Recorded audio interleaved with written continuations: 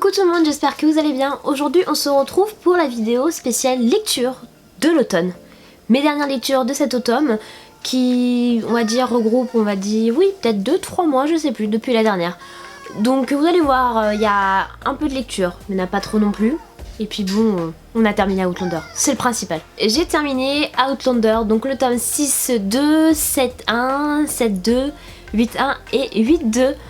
Enfin, j'ai terminé, ça a été un long voyage, c'est le cas de le dire, depuis que j'avais commencé le premier tome, honnêtement. J'ai mis un peu de temps, la fin je l'ai lu assez rapidement. Autant vous dire, je me rappelle pas précisément ce qui se passe dans chaque livre, je sais à peu près l'enchaînement des événements.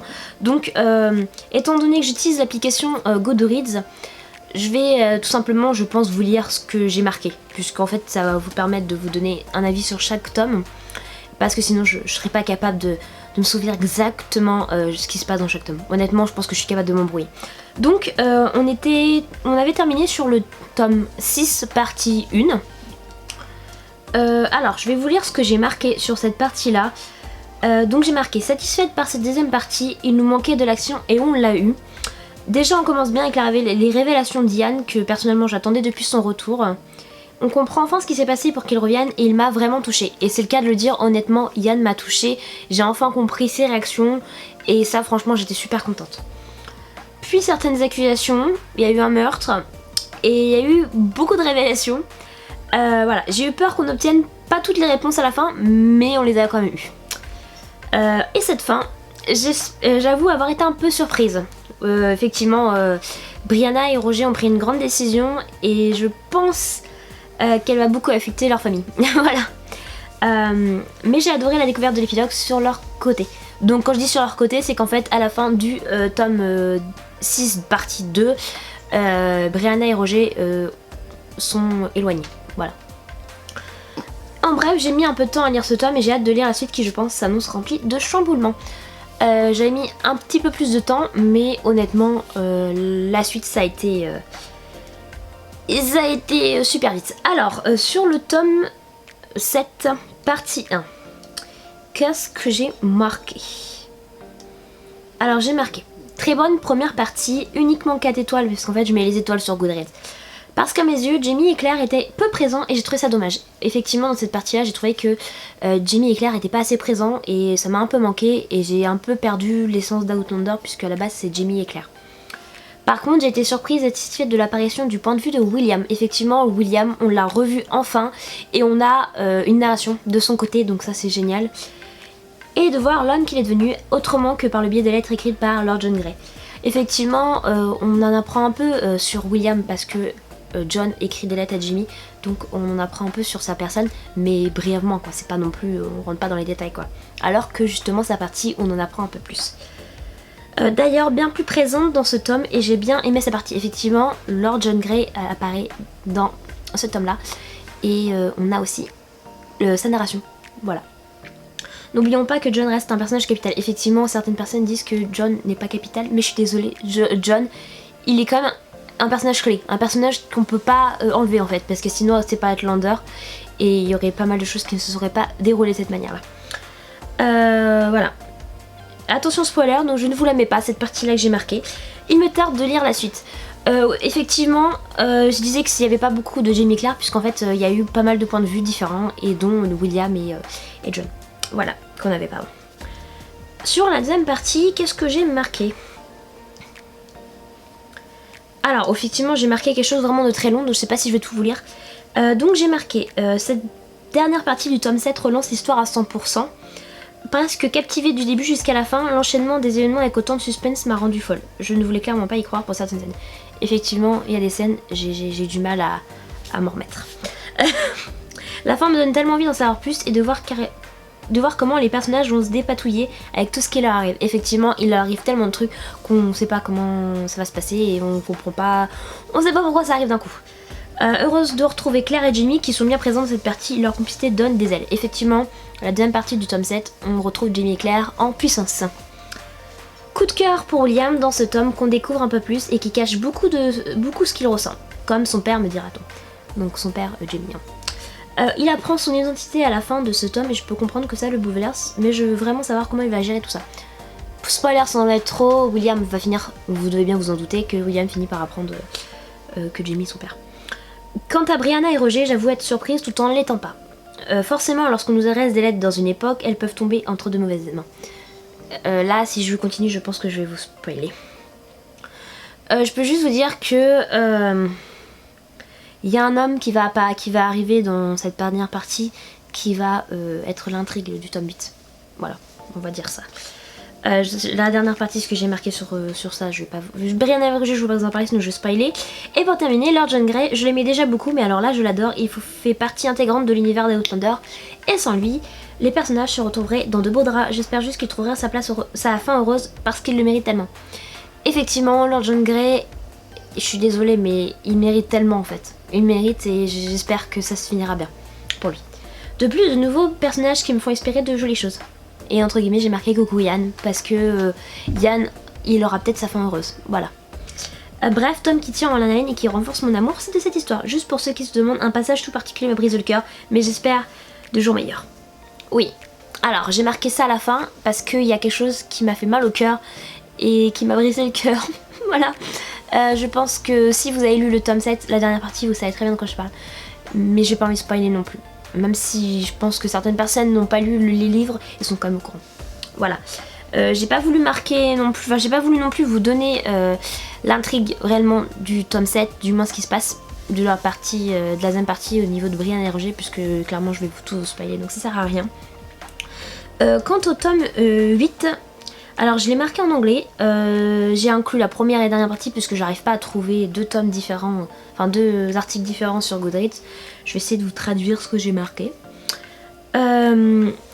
Sérieusement Diana, tu es vraiment méchante, finir sur une telle scène. Parce que la fin du tome 8, je suis désolée, mais elle nous a fait un truc, elle nous donne tellement d'espoir en fait, elle nous donne d'espoir, on se dit enfin. Voilà, bref, ça c'est moi. Et quelle surprise. Tu m'as fait pleurer un petit peu à cause du feu. Alors le feu c'est à cause de l'incendie en fait. En fait il y a eu un incendie et clairement j'espérais qu'elle plaisantait, que c'était un rêve ou que c'était que tout allait bien se terminer. Malheureusement il y a suite à cet incendie là, donc attention c'est pas l'incendie qui a été annoncé dans les journaux pour Jamie Claire, ça n'a rien à voir. Cet incendie a des conséquences et clairement ça m'a fait beaucoup mal au cœur. Voilà. Voilà. Beaucoup de montagnes russes dans ce tome, puisqu'en fait il y a eu tellement de choses qui sont arrivées et on s'est dit c'est pas possible, tout arrive d'un coup et on comprend plus, c'est Outlander quoi. Donc voilà. Et j'ai clairement marqué que effectivement elle me donnait l'espoir pour la fin. Et surtout que j'espérais qu'il y aurait une conversation plus profonde dans le prochain tome, le tome 9, puisqu'on a une conversation entre Jamie et William enfin, mais pour moi elle est très brève et effectivement elle lui explique quelque chose, mais pour moi c'est pas approfondi et j'espère plus, j'attends plus.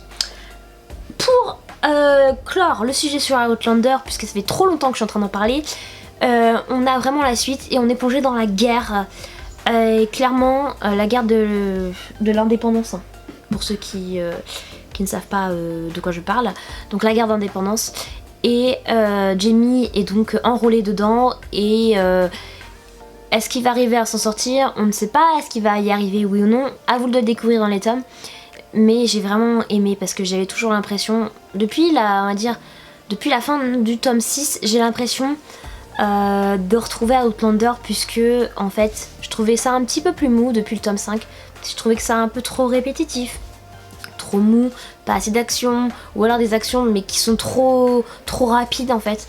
Et là j'ai retrouvé vraiment l'essence d'Outlander et la guerre et les personnages et les sauts dans le temps et tout ça, et franchement j'étais satisfaite.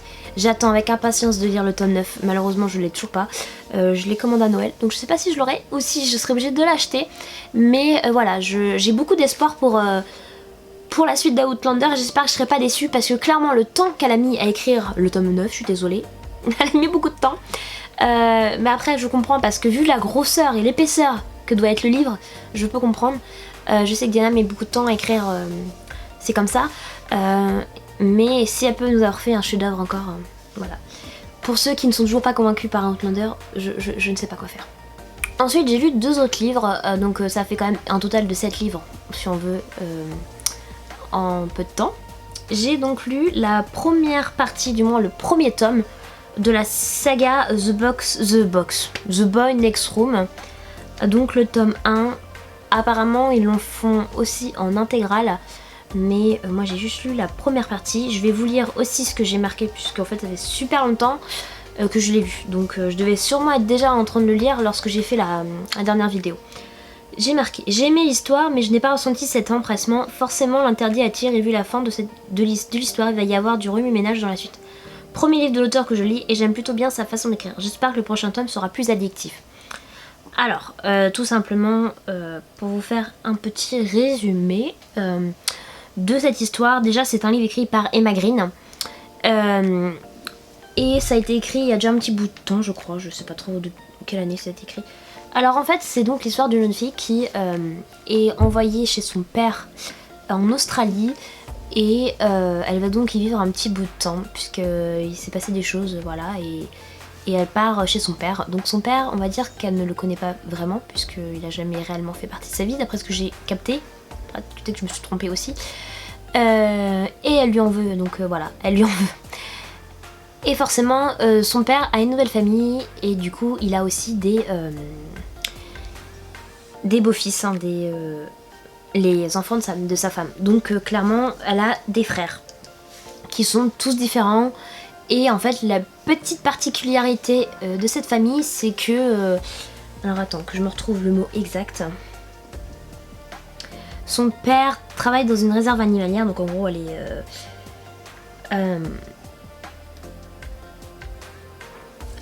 est envoyée, elle va donc se retrouver obligée, elle va donc être obligée de travailler dans cette réserve aussi, puisqu'en fait tout le monde y participait, tout simplement, tous à chaque... à des échelles différentes, mais du moins ils y participent tous. Je vais pas y arriver. Ils participent tous à la réserve animalière, puisqu'ils font quand même des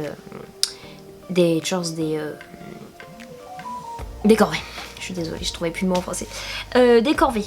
Donc voilà, elle va donc arriver dans cette famille-là, et ils vont cacher qu'elle est donc sa fille, puisqu'en fait ils vont dire que c'est je sais plus, un lien de famille, enfin je sais plus comment il va... Je sais plus ce qu'ils vont dire. En tout cas ils vont mentir, et ils vont pas dire quelle est sa fille. Voilà. Du moins sa belle-mère le sait, mais du coup ses frères ne le sauront pas au courant, enfin du moins ses demi-frères ne seront pas au courant. Elle va s'entendre avec certains, et elle va être attirée par l'un des frères. Malheureusement ou heureusement, je ne sais pas. Et du coup voilà, elle va être attirée, et forcément ça va créer des tensions, et puis forcément vous devez bien vous en douter. S'il y a une suite, c'est qu'il y a quelque chose derrière. Comme je disais, j'ai bien aimé, mais voilà, c'était pas ultra addictif que je le pensais. L'auteur a une plume que j'aime bien, ça va. Donc je pense que je continuerai à lire cette histoire, mais pour le moment j'ai pas l'envie particulière de lire la suite. Voilà, je pense que je la lirai un jour, voilà. Sachant qu'il y a quand même peut-être encore 3-4 tomes après, je sais pas. Alors, dernier livre que j'ai lu, c'est donc le livre de Colleen Hoover, Layla. Donc je sais qu'il est sorti en français là il y a très peu de temps. Personnellement j'ai lu en anglais sur l'abonnement Kindle en fait. Donc voilà, je l'ai lu en anglais, et je regrette pas, parce que je pense que l'écriture aurait été un petit peu différente en français. Alors Layla, déjà pour commencer, ça change, parce que j'ai jamais lu de livre de Colleen Hoover dans ce style-là, et clairement ça change. Donc il y a du fantastique quand même, hein, voilà, c'est un petit peu tiré par les cheveux à certains moments. Et après il faut comprendre l'intrigue, et clairement j'ai eu quelques doutes à certains endroits, et j'ai cru capter ce qui se passait, mais je dis non, c'est pas possible, ça n'a pas fait ça. Et en fait voilà, elle nous a fait ça. Je vais vous traduire un peu ce que j'ai marqué sur Goodreads, parce que je vais vous expliquer un peu pourquoi, en même temps, pourquoi j'ai marqué ça. En gros j'ai marqué: je ne peux pas exprimer ce que je ressens maintenant. Peut-être un petit peu de soulagement. J'ai jamais lu un livre de Colleen Hoover si longtemps.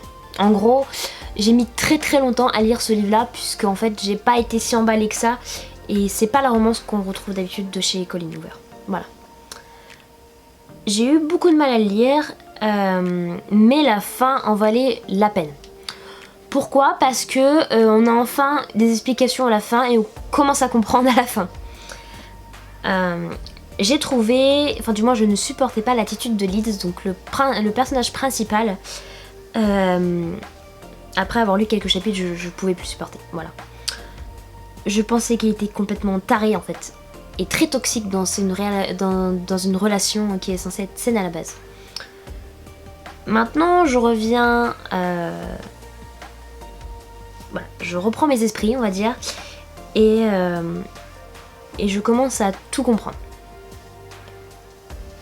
En gros, c'est comme si qu'il avait ce sentiment au fond de lui, il avait ce sentiment que quelque chose n'était pas normal et qu'il devait agir de cette manière-là. Alors que de base, il l'aurait pas dû, enfin du moins c'est pas ça, il aurait jamais dû agir de cette manière-là. C'était clairement un livre qui était différent de ce qu'on a l'habitude de lire du côté surnaturel. En gros, c'est l'histoire de Layla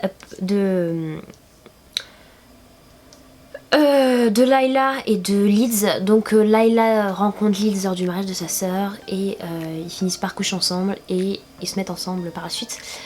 Et l'ex de Leeds revient et on va dire est un petit peu violente quand même, puisque elle leur tire dessus. Elle leur tire dessus et suite à ça, elle se retrouve à l'hôpital et Layla a quelques séquelles. Donc voilà. Vu que Layla se sent pas très bien et qu'elle a quelques séquelles, il décide du coup de retourner là où sa sœur s'était mariée. Du moins, il lui fait la surprise et décide de réserver l'endroit où sa belle-sœur s'était mariée et à partir de ce moment-là, des choses bien étranges se passent. Et soit vous comprenez, soit vous ne comprenez pas. Liz est très manipulateur avec Layla et on se dit mais qu'est-ce qu'il est en train de faire? On a l'impression qu'il est en train de la tromper et qu'il la trompe et qu'en plus de ça, ça le dérange pas. Ça le dérange pas. On finit par avoir une explication à la fin et on se dit c'est sûr, au fond de lui, il sentait qu'il y avait quelque chose qui clochait. Il sentait que c'était pas elle. Voilà. C'est tout ce que je peux vous dire. J'avais mis, je crois, 2 étoiles ou 3 étoiles, je sais plus, sur Goodreads, parce que c'est pas la relation. Leeds, j'ai pas supporté son personnage à certains moments. Honnêtement, j'ai eu beaucoup de mal avec lui. Et après, je lui ai trouvé des excuses. Voilà. Et la solution qu'ils ont trouvée pour que tout redevienne à la normale, j'étais pas trop. J'étais un peu sceptique quand même. Mais tout est bien. Qui finit bien. Voilà. Tout se passe bien à la fin. Juste ça. C'est une happy end. Voilà pour mes lectures de l'automne. J'ai regardé sur mon compte Goodreads parce que ça c'est un truc que je ne faisais pas avant 2021, je ne faisais pas ça. J'enregistre toutes mes lectures sur Goodreads afin de savoir combien de temps j'ai mis, l'avancement de mes lectures et pouvoir poster des avis pour pouvoir m'en rappeler plus tard si je ne me rappelle plus l'histoire. Voilà. Et puis clairement ça nous permet de découvrir des avis aussi de la part de d'autres lecteurs, donc c'est vachement intéressant. J'ai regardé et du coup ça me comptabilise 23 livres cette année. Donc j'ai lu 23 livres alors que d'habitude l'année dernière en 2020 j'ai lu je crois un ou 2 livres. Cette année j'en ai lu 23. J'ai fait un record que je n'avais pas fait depuis très très longtemps. Pour vous c'est peut-être peu, pour certains c'est beaucoup. Mais là plutôt je suis fière de moi. Oui, j'ai Olia qui m'accompagne là. Elle m'accompagne depuis le début de la vidéo. Elle fait des câlins. Voilà, je suis assez contente de moi, sachant que je pense qu'il y a un livre qui va rejoindre les autres, puisque je suis en train de terminer un livre sur Audible, là, le 2e tome de Off Campus. Et j'en ai combien en cours là? J'ai 1, 2, 3, 4, 5 livres en cours. Ouais, 5 livres en cours, dont le tome 4 de The Mortal Instruments. Le tome 2 de The Kiss and Boost que j'ai toujours pas terminé. Le premier tome que je disais de Off Campus et le 2e tome de Sinners of Saint, donc de LG Chain.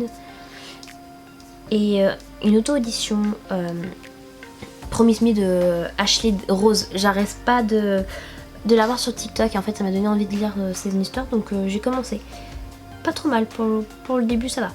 Mais je vous en reparlerai parce que je vais finir le livre, c'est sûr. Donc clairement, je pense qu'il y a au moins un livre que je vais terminer avant la fin de l'année. Nous sommes aujourd'hui le 18 décembre et je comptabilise du coup 23 livres à mon compteur. C'est plutôt pas mal. Jusqu'à une prochaine vidéo, je vous fais de gros bisous. À bientôt. Bisous, à bientôt.